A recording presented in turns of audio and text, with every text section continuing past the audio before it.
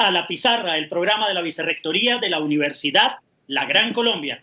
Nuestro invitado de hoy es el profesor Alexander Rubio Álvarez. Nacido en Bogotá en 1973, licenciado en Educación Física por la Universidad Pedagógica Nacional, especialista en Educación y Artes del Folclore en la Universidad del Bosque, especialista en Docencia Universitaria en la Universidad Cooperativa de Colombia, especialista también en Lúdica y Pedagogía en la Fundación Universitaria Los Libertadores, magíster en Educación en Investigación en la Universidad Central de Chile, homologado en Colombia como magíster en Ciencias de la Educación. Obtuvo precisamente allí en Chile la máxima calificación. También realizó sus estudios doctorales en Ciencias del Deporte en la Universidad de Baja California. Ha sido docente en diferentes universidades, entre ellas en la Maestría de Investigación en Educación de la Universidad La Gran Colombia, con el módulo Enfoques y Tendencias de la Formación Docente. Hace parte también del gabinete distrital como director del IDEP, que es el Instituto de Investigación Pedagógica. El profesor Rubio es desde el 2 de junio, y menciono esa fecha porque luego lo vamos a hablar, el 2 de junio de 1999, profesor del establecimiento educativo Rodrigo Lara Bonilla en la localidad 19 de Ciudad Bolívar, en Bogotá.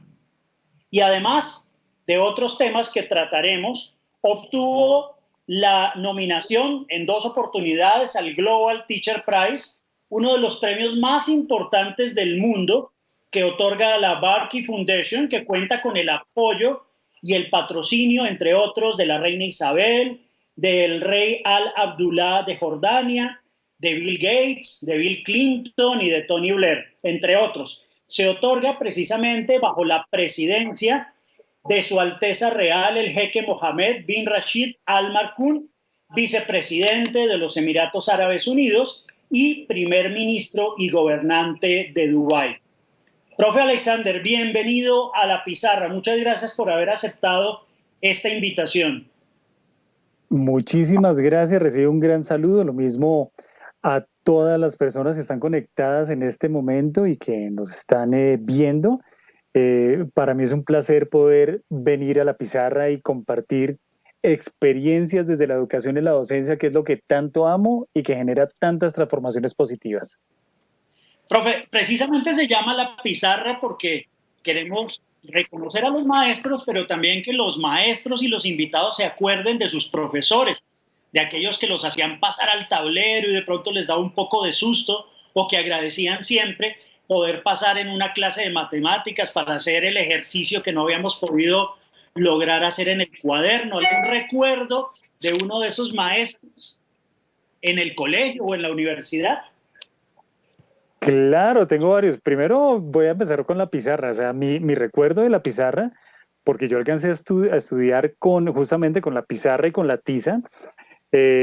O sea que mis primeros años de escuela primaria y parte de bachillerato los vivimos con este elemento, entonces está muy presente el olor, el color, todo lo que nos dejaba en las manos, ese blanco, que era como esa huella que iba dejando la educación y que uno relacionaba a la escuela con esos elementos. Y maestros que recuerdo mucho, tengo a mi maestra Luisa, que fue mi maestra en tercero de primaria. Yo tenía 7 años cuando paso a tercero de primaria, y lo más curioso es que me la encuentro. Ella me dejó a mí marcado la ternura, la sonrisa, la suavidad y la pasión que le colocaba a enseñar. Y lo más bello es que tuve la oportunidad de encontrármela justo hace 2 años. La pude invitar al Consejo de Bogotá cuando me condecoraron como uno de los mejores profesores, y también la invité a mis conferencias y está todavía ejerciendo. Entonces es bellísimo, es una de las maestras que recuerdo.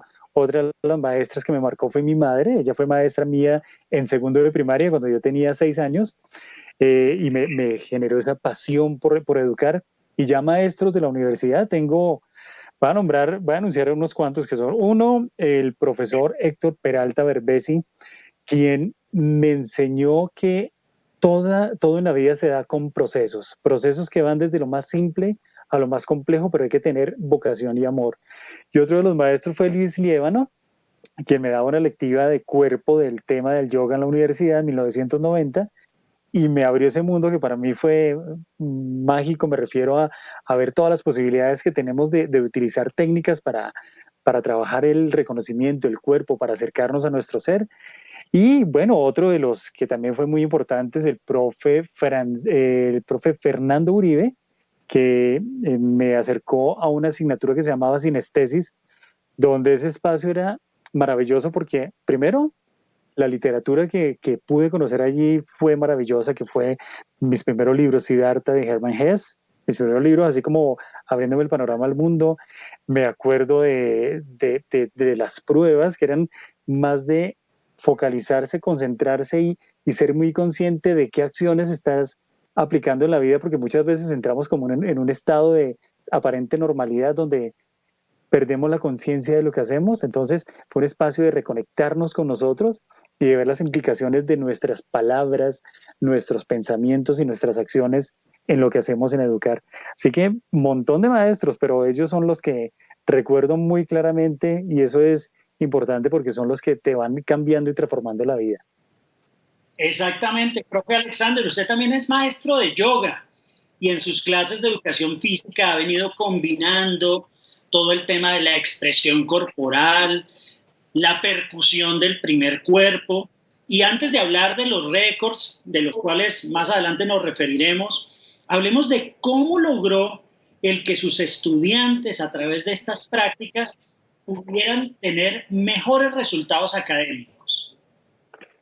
Interesantísimo, sí. Mira, logramos hacer lo siguiente y es, primero yo creo que cuando uno es maestro, hay un ejercicio muy importante que es investigar. Entonces, lo primero que hice en la escuela fue investigar, porque una cosa es lo que tú crees que puede dar resultado, pero otra es cuando haces un ejercicio de investigación y te das cuenta que lo que sí propones de verdad da resultado. Entonces, me hice un ejercicio durante 4 años de investigar un grupo de estudiantes, de 40 estudiantes, de más o menos estaban en octavo, noveno, edades entre los 13 y 16 años, y proponerles que tuviéramos una alternativa diferente a la tradicional. ¿A qué me refiero? Normalmente, si uno sigue el currículo, pues da un objetivo y cumple una evaluación, pero para mí no estaba siendo muy coherente la evaluación final, que esa es la que nos aplican a todos, como que si le va bien en las pruebas a ver o en los exámenes del ICFES de nuestro tiempo, era un buen estudiante.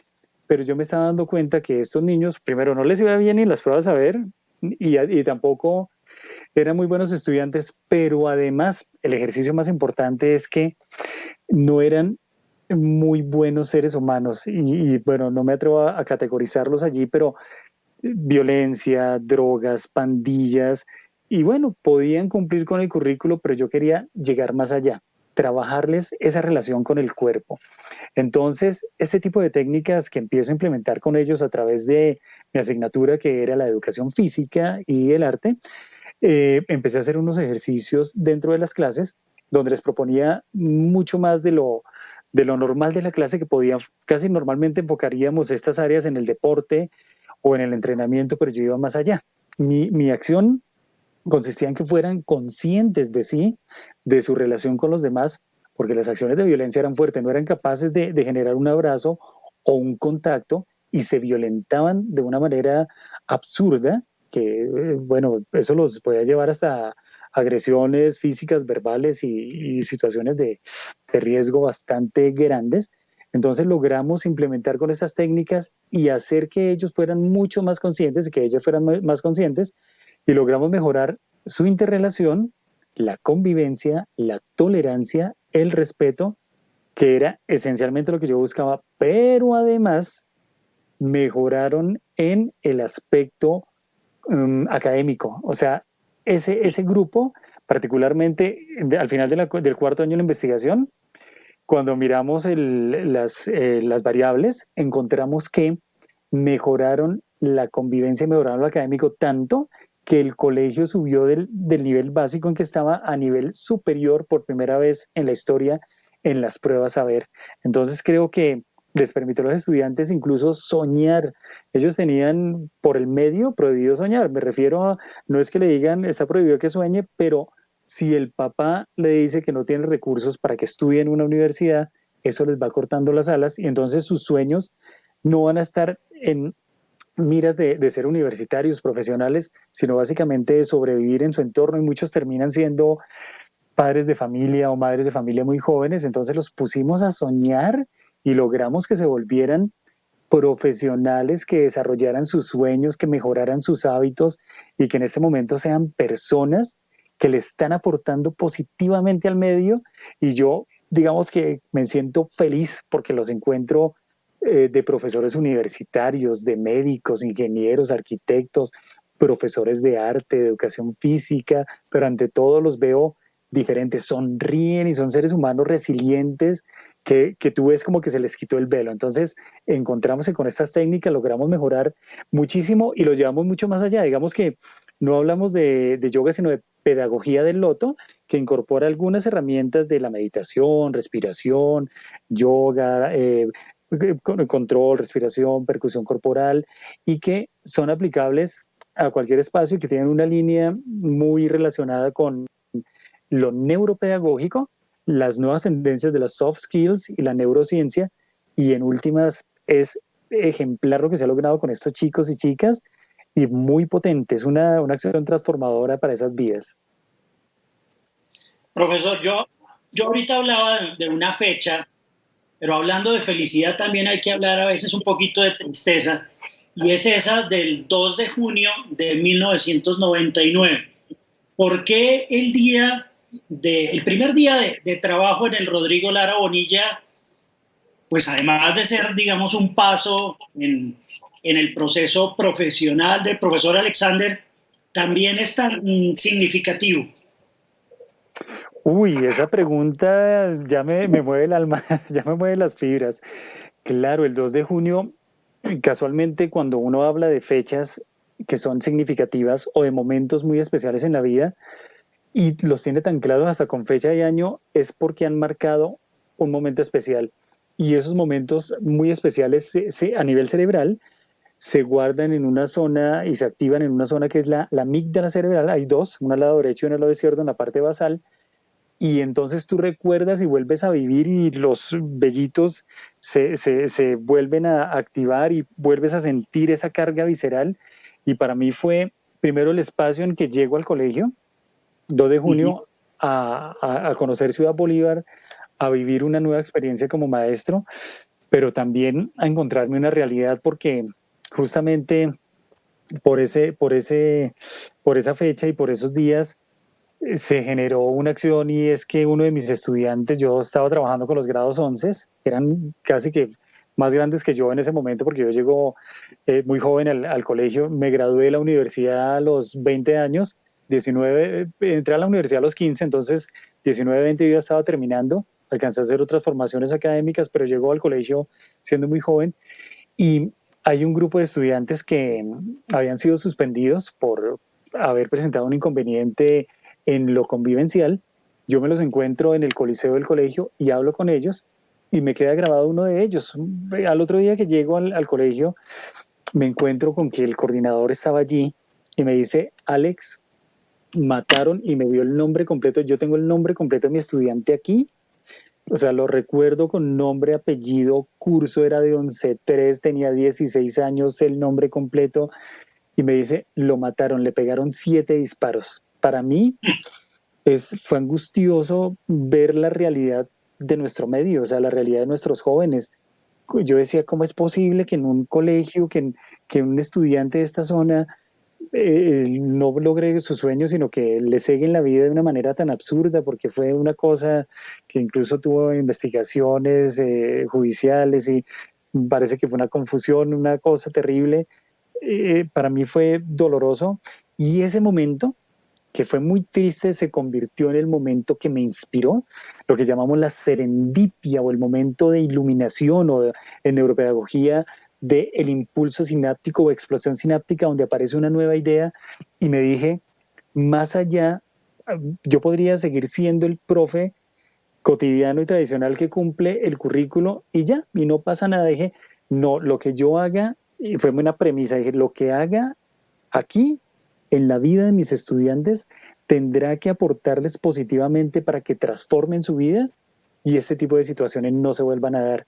Y de hecho, me lo marqué como una impronta y para mí fue fundamental porque me di cuenta que los exámenes y casi que los saberes tradicionales no son garantía de que estemos formando buenos seres humanos. El hecho de que te vaya muy bien en una prueba, en un examen de estado o en una prueba PISA, no quiere decir que seas un buen ser humano y lo voy a poner en un ejemplo. En algunos de los países donde he estado, ya van 13 países, me doy cuenta que los gobernantes se han formado en las mejores universidades, por citarles Harvard, Oxford, Georgetown, muchas más. Y uno dice, bueno, se formaron, qué bueno, qué bien, y les fue muy bien en sus pruebas. Y llegaron a ser los líderes de esos países y se robaron el presupuesto. Entonces uno dice, ¿qué pasó aquí? Eso no es garantía de que estemos formando seres humanos de verdad resilientes. Entonces para mí es mucho mejor formar un ser humano que sea sensible, honesto, tolerante, respetuoso, que trabaje en equipo. El otro conocimiento se va dando y se aprende.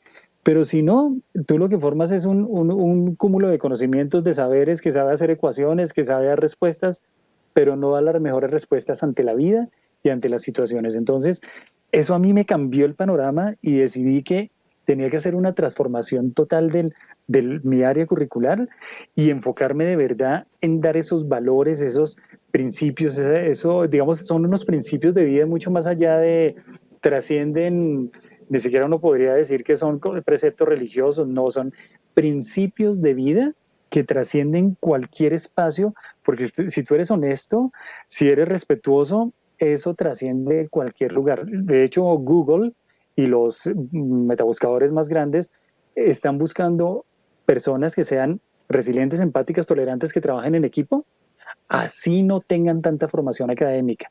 Lo otro lo van adquiriendo, dicen, es mucho más fácil darle la herramienta académica que formarlos como seres humanos a que te lleguen con una superformación, pero no tengan esos principios de honestidad, de valores. Entonces, ese momento fue crucial porque creo que generó el nacimiento de el Alexander profe que está en compromiso total, que está trascendiendo y que está muy conectado con los estudiantes, porque a veces creemos que simplemente estar alejados de ellos y no, esto va mucho más allá, es sentirlos, es involucrarse, conocer las familias, aportar, apoyar. Quizás para ellos es mucho más valioso que tú les digas, cuéntame, ¿cómo estás? ¿Desayunaste? ¿Almorzaste bien? Que son cosas que uno no le pregunta a los estudiantes habitualmente. En la universidad uno llega y hace lo que tiene que hacer, pero mis estudiantes validan mucho que yo, me dicen, profe, si usted es el único que nos pregunta qué sentimos, cómo estamos, y eso para mí es muy valioso, porque si tú estás bien, aprendes mejor, interlocutas mejor, eres mucho más apasionado y el aprendizaje en realidad viene a ser más significativo que el tradicional con el que nos formaron durante mucho tiempo, que era emisor, receptor, comando directo, Skinner, Pavlov. Aquí hablamos de otros escenarios. Entonces, me rememoraste bastante claro ese momento y lo traje aquí. Eso, volví a sentir la angustia y la ansiedad, pero eso fue lo que nos generó lo que estamos haciendo ahora. Profe, nos vamos a una pausa y ya regresamos a La Pizarra, el programa de la Vicerrectoría de la Universidad La Gran Colombia. Regresamos a La Pizarra, el programa de la Vicerrectoría de la Universidad La Gran Colombia. Nos pueden seguir en nuestras redes sociales que aparecen en la parte inferior de esta pantalla. Estamos con nuestro invitado, el profesor Alexander Rubio Álvarez, y quería preguntar algo, profe. En el 2012, el Colegio Rodrigo Lara Bonilla logró el récord nacional de yoga. Luego, el profe desarrolló con los estudiantes un ejercicio de paz de 2014 y logró, pues, realmente algo que muy pocos tienen, que son 3 Guinness Records. ¿Y cómo fue esa experiencia realmente para lograr ese reconocimiento? Uy, ese fue un momento de activación en 2012 donde iniciamos este proceso que no ha parado. Yo quiero contarles que del 2012 en adelante no nos hemos quedado quietos. En el 2012, a raíz del ejercicio investigativo que había durado 4 años con ese grupo de 40 estudiantes, nos dimos cuenta que ese proceso estaba generando un resultado bien importante. Inicialmente nuestros estudiantes tenían problemas de convivencia, de contacto, incluso si el uno usaba una camiseta de un equipo, sea Santa Fe, Millonarios o el que sea, y el otro tenía la del equipo contrario, eran capaces como dicen ellos en término coloquial, de chuzarse, es decir, hacerse daño con armas blancas, y no eran capaces de sentir al otro, de trabajar en colectivo. Entonces empezamos con estos 40 estudiantes y luego con mi grupo de trabajo, con Nelson, Josué Garzón y Fabio Alberto Acuña, empezamos a trabajar con todos los grados. Luego se nos unieron Paola López y Guillermo Cuellar y empezamos a trabajar con todos los grados hasta lograr articular un ejercicio con más de 1000 estudiantes que luego llevamos al Parque El Tunal. Y lo mejor es que habíamos cambiado incluso hasta el uso de los instrumentos que habitualmente se usan en la clase, que son el pito. Yo los cambié por códigos semióticos, por símbolos. Entonces ellos sabían, yo no les decía fórmense, jamás, les decía era, vas a cuidar al que está delante tuyo, vas a cuidar al que está a tu lado y alguien te va a cuidar a ti. Y salían unas formaciones que la gente decía, pero los estás formando, ¿cómo haces?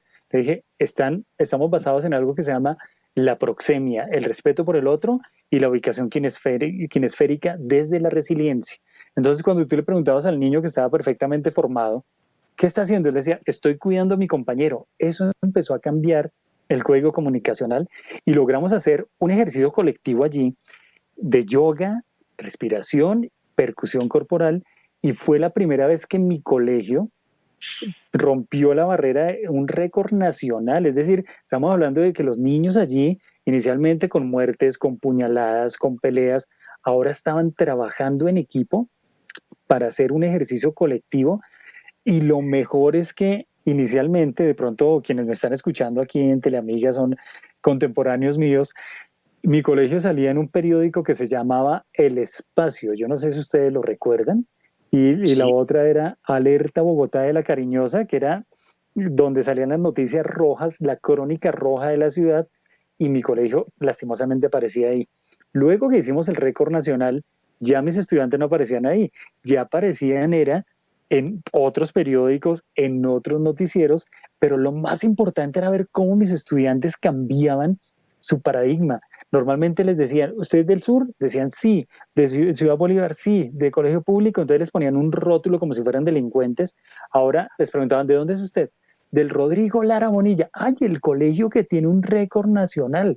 Y de ahí empezamos a jugar otra serie de acciones eh, para hacer, digamos, cada año y cada periodo de tiempo nos poníamos un reto con nuestros estudiantes porque sabíamos las posibilidades que tenían y luego los llevamos a hacer otros ejercicios de mayor envergadura, como ya temas de récord mundiales. Imagínense, empezaron a trabajar con los estudiantes y lograr récord mundiales que sean reconocidos ellos como los mejores del mundo. Entonces, ahí se nos conjugaron una serie de acciones que era creer en el otro, decirle tú sí puedes, pero no solamente que se quedaran en el discurso, sino demostrarles que eran capaces.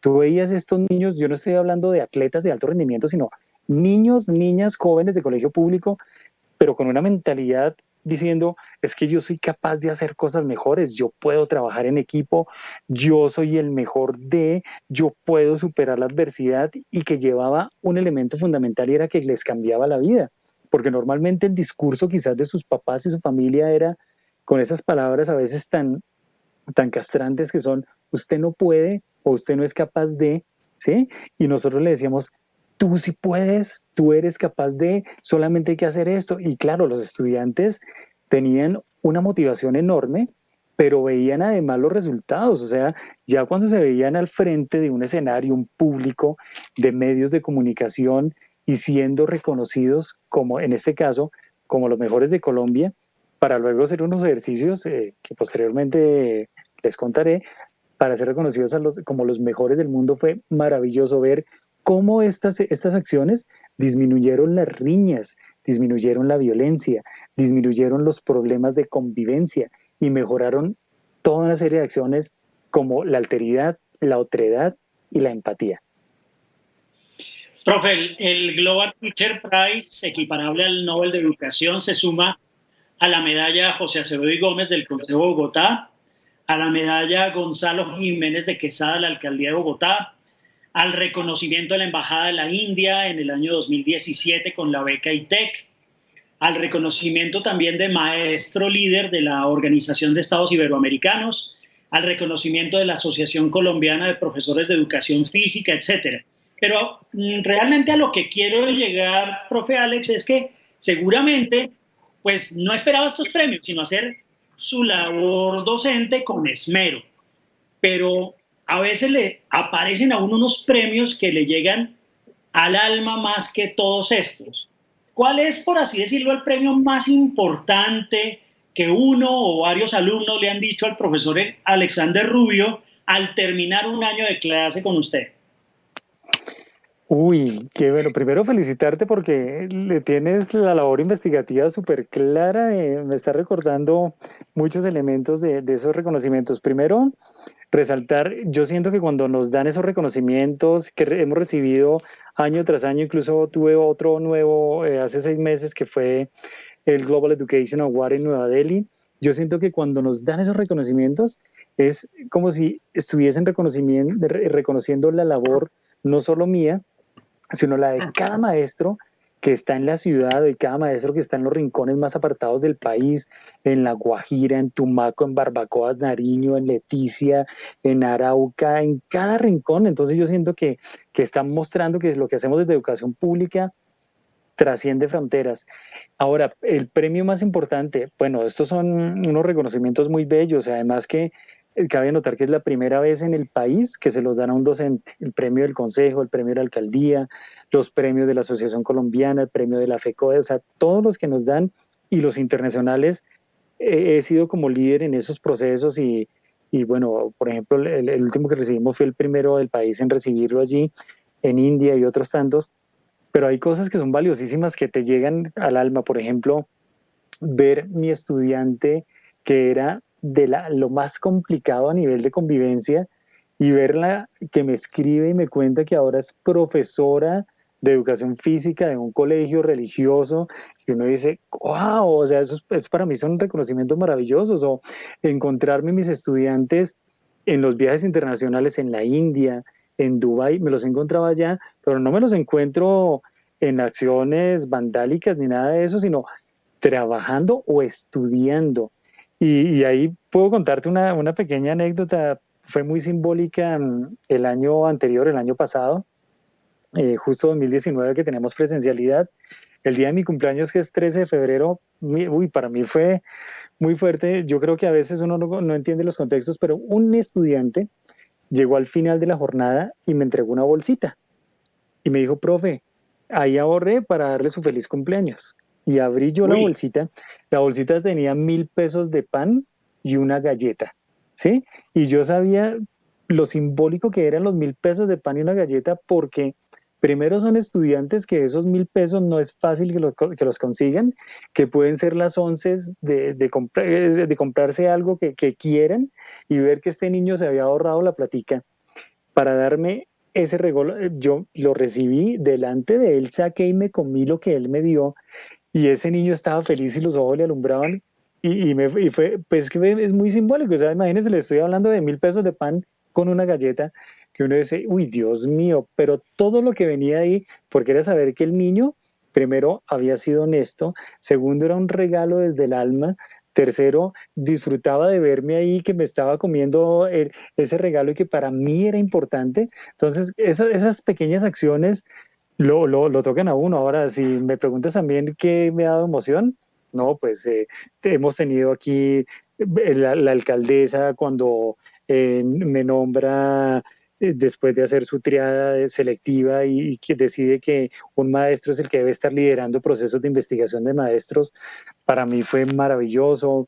Reconocimientos desde el ministerio, desde la presidencia, los internacionales, cuando uno escucha allá fuera del país que les toca el himno nacional y que en lenguas extrañas como el árabe o el hindi o el inglés, bueno, el inglés ya no es extraño, pero el árabe, el hindi o el armenio, y dicen dicen mi nombre, dicen Colombia, dicen Education, eso es mágico y me refiero a que el corazón te palpita porque dices, uy, yo me siento como un embajador de los maestros, un embajador de los estudiantes, porque siempre que voy a algún lado, hablo de mis estudiantes y es hablar de los estudiantes de Colombia, hablo de la realidad que vivimos y es ponerla allí. Entonces, hay muchas cosas. Yo creo que lo más maravilloso es poder estar uno compartiendo la pasión, transmitiendo la energía, la sonrisa y que le estés tocando el corazón y la fibra a alguien que te está escuchando, el alma cuando te están escuchando. Esos son reconocimientos maravillosos. O sea, yo creo que la bendición de la vida, estar uno cada día en capacidad de brindar algo nuevo, de abrir nuevas brechas, de dejar un mensajito, de solo con la sonrisa transmitir algo, esos son premios maravillosos sumados y que espero sigamos recibiendo toda la vida positivamente. La educación, profe Alex, es esa forma de transformar la vida de los seres humanos. Ya lo has dicho varias veces en distintas entrevistas, que educar es un acto de amor, de pasión, de transformación, de corazón, de alma, y que lo que hacemos día a día pues tiene un impacto enorme en los niños, en las niñas, en los jóvenes, y que además con la educación generamos paz. ¿Qué nos falta para lograrla plenamente, profe? Buena pregunta. Bueno, yo creo, y de la experiencia educativa, a veces nos falta creernos que somos capaces.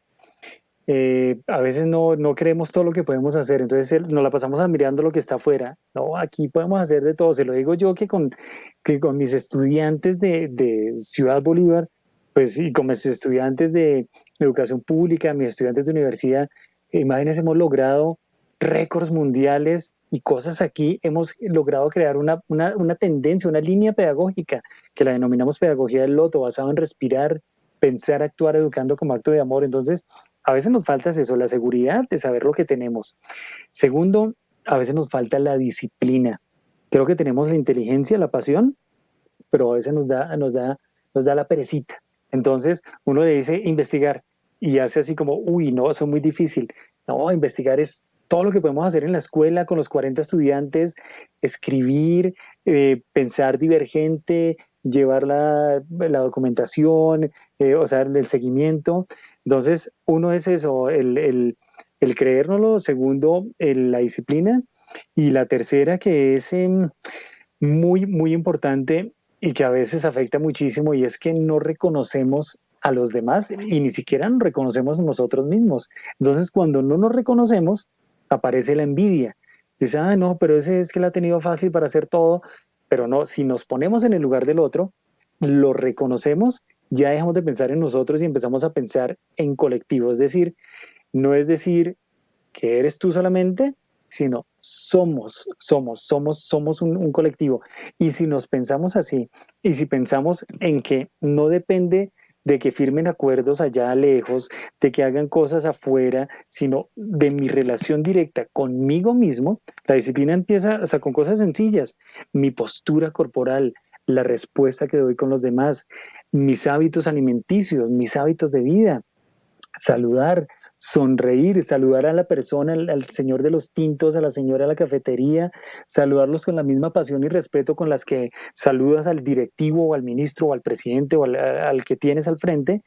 Eso es una acción de resiliencia. Si empiezas con esas acciones, imagínate donde multipliquemos esa sonrisa, ese buen trato tuyo con el de todos los demás, o sea, con los 7.400.000 habitantes de Bogotá o con los casi 30 millones de Colombia y con todos los que están en el mundo, ahí nos armonizamos, la cuestión se tranquiliza, se baja el egoísmo, se baja la envidia y empezamos a pensar y a vivir, más que pensarla, a vivir la paz.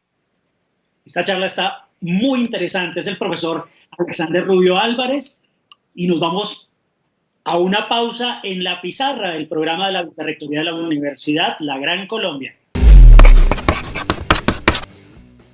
Regresamos al tercer segmento de la pizarra del programa de la Vicerrectoría de la Universidad La Gran Colombia. Nos acompaña hoy el profesor Alexander Rubio Álvarez. Él nos ha hablado, entre otras, de la pedagogía del loto, manejar la respiración, el pensamiento, la actuación como una herramienta en el aula. También en alguna charla TED que tuvo el profesor Alexander Rubio, propuso una técnica somática, particularmente el yoga, con el cual pudo transformar la educación pública. Ahora, esta pregunta, profe, ¿la educación y el arte como elementos de transformación del cuerpo son los que generan un gran impacto en la persona en todas sus edades? ¿Cómo potencializar la educación como un elemento que, además de la paz que ya mencionábamos en el segmento anterior, genere la transformación de realidades y también de cambios positivos en los seres humanos? Sí, la educación es el eje fundamental para transformar todos esos imaginarios de nosotros como comunidad, de nosotros como seres humanos. Nos hemos centrado básicamente en esta propuesta en el tema del cuerpo y de las emociones. Y voy a hablarles un poquito del por qué. Las emociones las vivimos en el día a día. Cuando miramos los problemas que hay en la escuela, que hay en la sociedad, que hay en el contexto, es porque no sabemos qué hacer con las emociones. O sea, todo el tiempo estamos cargados de emoción. Te pasan a la pizarra por nombrar un elemento y claro, las pulsaciones se activan y se te comprimen las vísceras y el sistema simpático, el sistema nervioso simpático empieza a generar secreciones y claro, tú estás activo y asustado y no sabes qué hacer con eso. Te enamoras o te violentan o te roban y te cargas emocionalmente. O te dicen que no puedes, o pierdes el trabajo, o pierdes la materia y te cargues emocionalmente. Ahora, si miramos nuestra vida, nuestro día a día está lleno de emociones, pero la escuela y la universidad no nos enseñan qué hacer con esas emociones. Si tú miras el currículo que hay, incluso la malla del Ministerio de Educación tiene sus áreas fundamentales, no áreas fundamentales, y los programas formativos de las universidades también. Pero tú no encuentras que dentro de la escuela haya algo que se llame, dentro de alguna asignatura, manejo emocional. No, eso se lo dejan por allá al área de orientación cuando ya el estudiante se está cortando o está violentándose, entonces aparecen allá como auxiliarlo. Para mí es muy importante todo el tema en lo educativo de las soft skills, habilidades blandas. Es decir, cómo manejar mis emociones, qué siento cuando me están hablando, cómo respiro. La respiración es fundamental.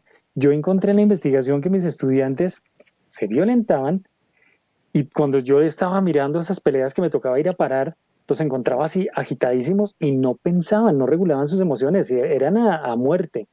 Allá con el arcocerebelo y el palocerebelo, pero no con el neocórtex ni todo lo que regula el estado de interrelación más o menos desde la convivencia. Entonces encontramos que es muy importante trabajar el tema socioemocional, reconocer nuestro cuerpo, reconocer qué pasa conmigo, reconocer cómo me relaciono con los demás. Había estudiantes imposibilitados de generarle un abrazo al compañero porque en sus casas ni siquiera los papás los abrazaban.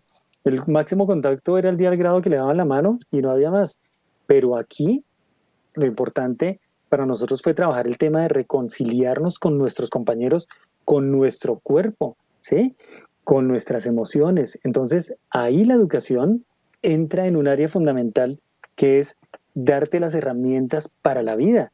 Las ecuaciones tú las puedes aprender, las sociales, la ciencia las puedes aprender y hay tutoriales incluso buenísimos para adquirir ese conocimiento. Pero relacionarte con el otro, abrazar, sentir, saber qué hago con mis emociones, parte del conocimiento es de la respiración. Si yo respiro y empiezo a hacer conciencia de mi ser, eso es como cuando suspiro y siento el alivio. ¿Sí? Hagan el ejercicio, respiro, exhalo y suspirar. Te da un alivio, te da una sensación distinta, hasta sonríe, hasta como que te quitas una carga de encima. Pero eso no lo aprendemos en la escuela. Entonces, para mí era necesario. Y eso lo he hecho, afortunadamente, les contaba que hemos estado en 13 países, hemos llegado a alrededor de 15,000 maestros y maestras del mundo. Di conferencias en Argentina para 9,000, República Dominicana, México, Abu Dhabi, Dubái, New Delhi, Armenia, Yerevan, pero también estuve en Armenia, Quindío, aquí en Colombia tuvimos también varias, y pudimos eso, enseñar que lo que genera la educación es una transformación y que si parte desde las soft skills, es mucho más fácil las hard skills, o sea, las habilidades duras. No, a mí me preguntaban justo la Barkey Foundation hace 2 días en un encuentro de docentes, un encuentro mundial de docentes, pero me preguntaban qué era lo más importante en estos estados de pandemia y en la escuela. Yo les decía, lo importante es eso, el eje son las soft skills, lo otro va apareciendo. Tuve una oportunidad de interlocutar con unos profesores de Japón en un encuentro justo el año pasado en Yerevan, y hablábamos que les va muy bien en las pruebas PISA a nivel mundial, o sea, Japón va muy bien. Y les dije, ¿y los estudiantes cómo están? Me dijeron, tenemos problemas de índice de suicidio en niños de 8, 9 y 10 años. Le dije, ¿cómo así? Y la prueba PISA dice que son los mejores, que están muy bien, que les va muy bien, pero lo otro, no. Y para mí y esa es una preocupación conjunta. Les dije, ¿y ustedes no están preocupados? Me dijeron, sí, para nosotros sería mucho más importante que nuestros estudiantes fueran felices. Entonces uno tiene que buscar cómo mediar para que los niños sean felices, para que aprendan, cumplan y respondan ante ciertos lineamientos educativos, pero no sacrificar unas por otras. No quiere decir que entonces es volver a continuar con que lo importante es la matemática, lo importante son las ciencias, lo importante es lo social. Mire, lo más importante es que formamos seres humanos honestos, felices, resilientes, que lo otro se va incorporando también, pero no dejemos de lado en la educación el tema del cuerpo, de las emociones, de reconocer al otro. Eso es muy, muy importante y creo que esa es parte de nuestra apuesta desde la educación como acción transformadora, como acción de resiliencia y como acción de construcción de una nueva sociedad a partir de un mejor ser humano. Es que es muy fácil, tú miras a un estudiante y los identificas cuando le dices, ¿cómo están? Bien, y uno ve de verdad que le respondes desde el alma, no en automático, sino desde el alma, bien, y van y te abrazan. Y uno dice, wow, este niño está bien.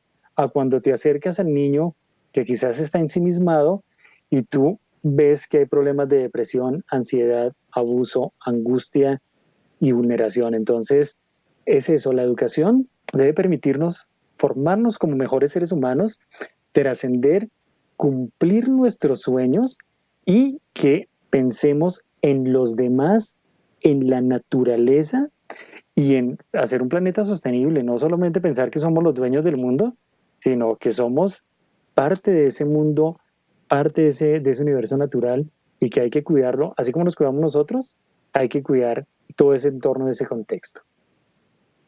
Profe, ¿por qué será que todas estas dinámicas de acción de vida coherente no tienen tanta difusión o por qué seremos como tan cuadriculados? Sino que la creatividad en las personas es lo que debe también incentivarse.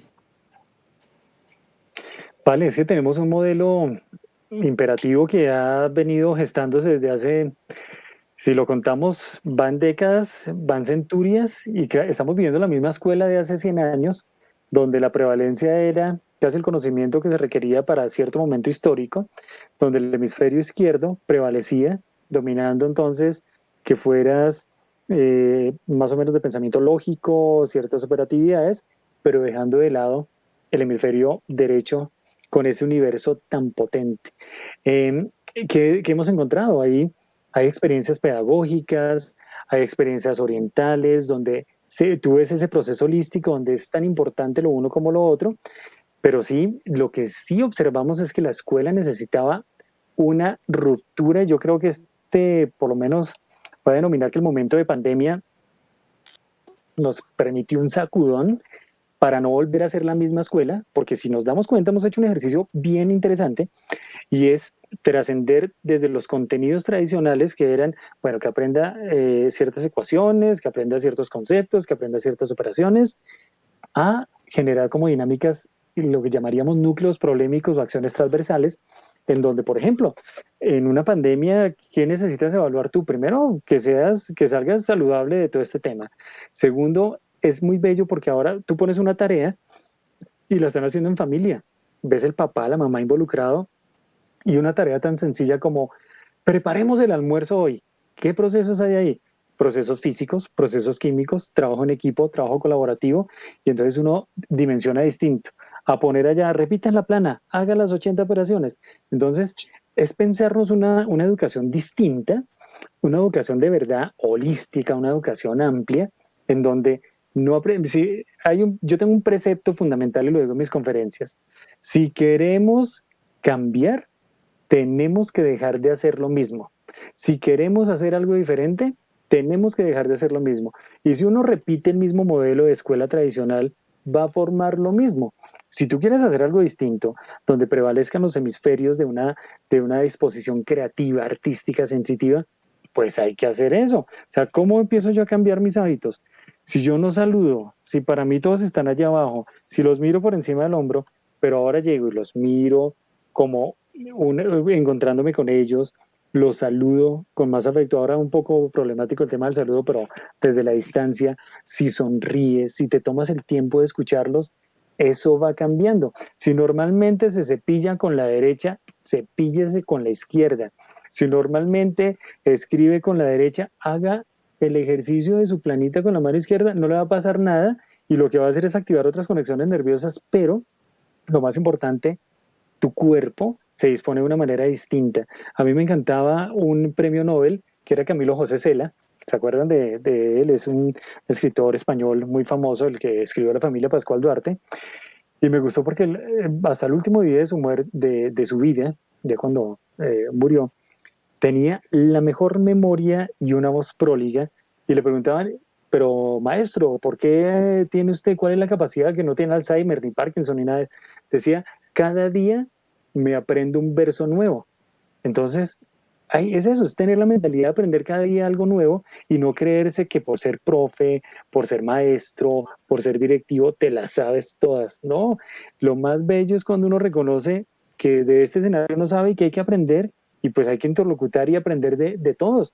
Aprender del niño de 12 años que te regaló 1.000 pesos de pan, todo lo que está guardando allá, del papá que mira así así como con cierta apatía, pero también de esa sonrisa plena que encuentras, estar en una disposición de lo que se llama el estado de alerta o de aprendizaje constante. Entonces, básicamente es eso, y la educación es el ente maravilloso para lograr ese puente. Profe, nos vamos a una pausa y regresamos al segmento final. Estamos aquí en la pizarra del programa de la Vicerrectoría de la Universidad La Gran Colombia.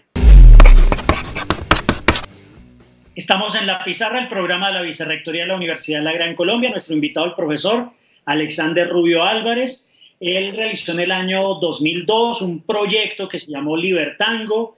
Luego, hace 15 años, estuvo en la Compañía Nacional de Danza de Cuba con una experiencia maravillosa. En el 2006 creó una coreografía de danza respecto a una problemática social colombiana bajo el título El Sueño Americano. Ha escrito también 2 libros, Estudio de análisis del movimiento en danza, yoga y percusión corporal. Y ahora, con tanto sedentarismo, profe, un mensajito final con base en su libro Flexibilidad en danza, técnicas de estiramiento. Guau, me tienes maravillado. Mejor dicho, me has hecho rememorar todas las experiencias que hemos hecho a nivel de creación, de arte, de cuerpo. Bueno, un mensajito final.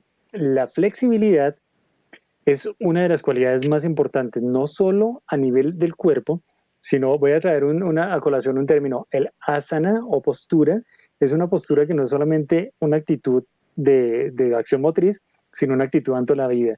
Si eres flexible en el cuerpo, tu disposición mental también será de flexibilidad, de adaptación, de manejar un entorno distinto. Entonces, lo más importante, recuperemos nuestra flexibilidad, nuestra movilidad, pequeñas acciones, pequeños movimientos, y diariamente los vas haciendo, te van dando una apertura de pensamiento, así como cuando separas las caderas, cuando te elongas, cuando estiras. Cada estiramiento implica también alcanzar algo que está más allá, pero más allá de eso, estar dispuesto a cambiar, adaptarse, y la palabra muy de moda que ha estado de reinventarse o reconstruirse, pero yo lo llamo es ser consciente de que tenemos actividades constantes que nos van a permitir una transformación. Entonces, flexibilidad, disposición de la mente, del cuerpo y del corazón, para compartir, para aprender y para enseñar.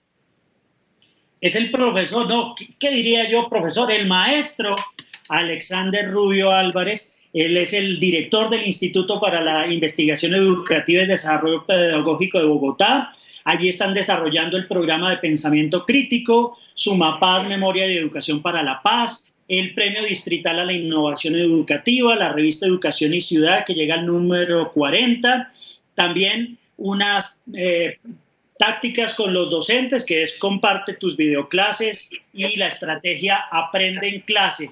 Y yo creo que podemos resumir todo con una frase del maestro Alexander que pronunció en el año 2017 y es esta: desde la educación pública podemos generar procesos de otredad, alteridad, empatía y hacer que nuestros niños y jóvenes transformen sus realidades para la ciudadanía y la convivencia. Y como lo hemos dicho tantas veces en la pizarra, sueñen y se quedarán cortos. Profe, muchas gracias. Un gran abrazo, muchas gracias por esta invitación, maravillosa entrevista, y estamos aquí. No olviden eso, respirar, pensar, actuar, educando como acto de amor. Gracias.